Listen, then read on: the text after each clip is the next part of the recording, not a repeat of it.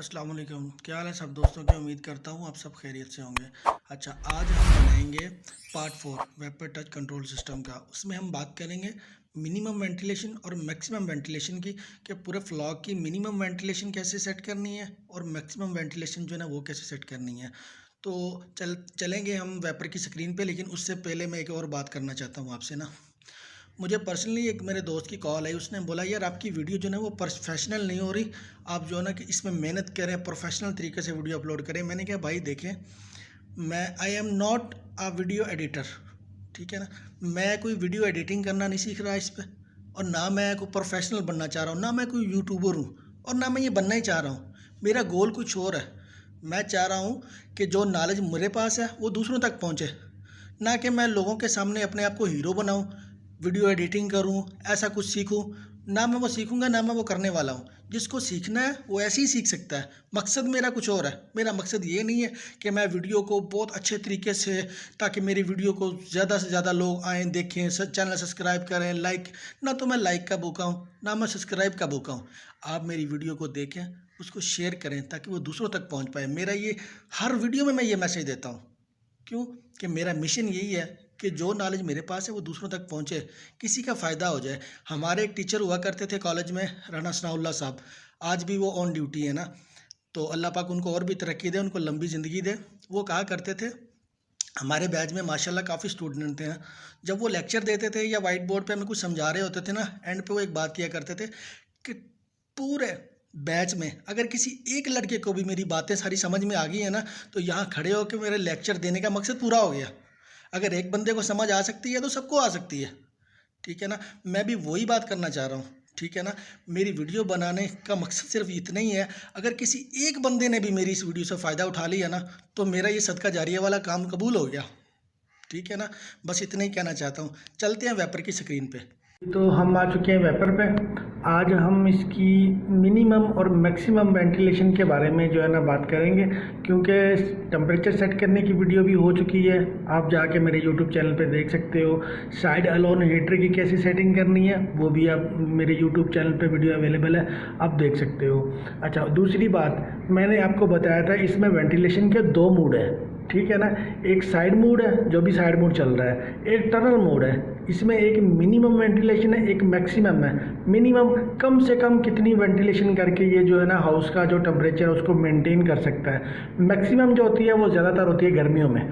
गर्मियों में तो ठंड नहीं होती ना, तो ज़्यादा से ज़्यादा वेंटिलेशन, फुल वेंटिलेशन भी ये कर देता है ना अपने हिसाब से। जो हम इसको सेट करेंगे, जितनी सेटिंग हम इसको बताएंगे उस हिसाब से करेगा, ठीक है। तो आज हम जानते हैं मिनिमम सेटिंग की। मिनिमम सेटिंग में जाते हैं और देखते हैं वो कैसे सेट करनी है और उसका क्या सेटअप है, ठीक है। सबसे पहले हम चले जाएंगे, ये 3 डॉट की लाइन है, इस पर क्लिक करेंगे, हमारा मेन्यू ओपन हो गया, ठीक है। मेन्यू ओपन होने के बाद हम जाएंगे सेटिंग में।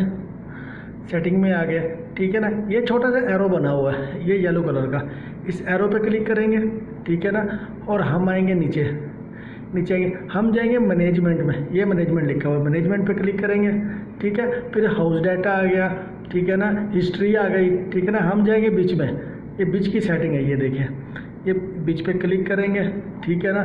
फिर क्लाइमेट आ गया, क्लाइमेट पे क्लिक करेंगे। उसके बाद आप नीचे आएंगे, ये लिखा हुआ है मिनिमम वेंटिलेशन, ठीक है ना। मिनिमम वेंटिलेशन पे हम जो है ना क्लिक करेंगे। सबसे पहले इसका ग्राफ आ जाएगा, किस तरीके से हमने सेट की हुई है। उसके बाद नीचे इसकी डिटेल आ जाएगी, इधर डेज आ गए, मिनिमम वेंटिलेशन आ गई। अच्छा जी, इन्होंने क्या क्या हुआ, पहले दिन पे 0.20 रखी हुई है, ठीक है ना। क्योंकि आप काफ़ी सुपरवाइज़र हजरात और काफ़ी इलेक्ट्रिशियन भी इस बात को जानते होंगे, ये बात उनकी समझ में होगी कि जब फुल सर्दी का फ्लॉग होता है तो हम जो है ना पहले तकरीबन 40 से 48 आवर तक जो है ना हम उसको फ़ैन नहीं देते। उसके बाद हम ऑक्सीजन का जो प्रोसेस है उसको शुरू करते हैं एक प्रॉपर तरीके के साथ ना, ठीक है ना। तो ये भी कुछ ना कुछ वैसे ही है, लेकिन इसमें थोड़ी सेटिंग चेंज है, हम अपनी मर्ज़ी से इसको मॉडिफाई भी कर सकते हैं। कितनी दूसरे 12 घंटे में या 24 घंटे के बाद वो देखते हुए कंडीशन डिपेंड करता है। ये बात हर सुपरवाइज़र हजरात समझ रहे होंगे मैं जो बात कहना चाह रहा हूँ, ठीक है ना। लेकिन हमारा मकसद इस बात ये है कि हमने सिर्फ आपको गाइड करना है कि इसकी सेटिंग कैसे करनी है। ठीक है ना। वो एक अलग मेथड है और वो एक अलग इशू है कि हमने अंदर देखना है, हाउस का टेम्परेचर देखना है, एनिमल्स यानी कि उनको चिक्स को देखना है, ठीक है ना। उसके बाद जो है ना हमने इसमें आगे चेंजिंग करनी है। लेकिन ये मैं आपको मेन सेटिंगें बता रहा हूँ जो नॉर्मल होती हैं, ठीक है ना। उसके बाद इसमें चेंजिंग वो हमारे ऊपर डिपेंड करता है कि हम इसको किस तरीके से ऑपरेट करवाना चाहते हैं, ठीक है ना। पहले भी हमने 0.20 रखा हुआ है, ये पर एनिमल के हिसाब से है, ये आगे लिखा हुआ है ना एच पर एनिमल, ठीक है ना। ये पर एनिमल के हिसाब से इसकी वेंटिलेशन होती है।